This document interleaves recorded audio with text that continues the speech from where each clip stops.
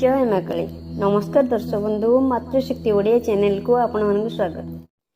दिन सारा कार्यव्यस्त जीवन, टीवी और मोबाइल बहुल व्यवहार और नाना प्रकार समस्या व्यक्ति को निद्राहीन कर देता है। फल व्यक्ति स्लीपिंग टैबलेट को आपणे नहीं था।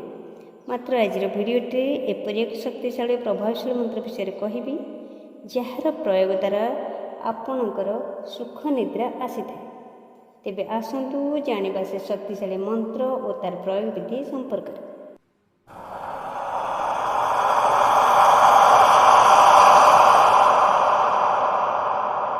ज्योतिष शास्त्र अनुसार सुनिद्रा निमंते निद्रा देवींकर एही मंत्र को यदि शोइबा पूर्वर 11 थर जप करा जाए तेबे निद्रा तत्क्षणात आसी थाए।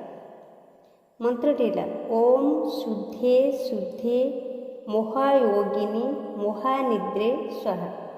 ओम शुद्धे शुद्धे महायोगिनी महानिद्रे स्वाहा।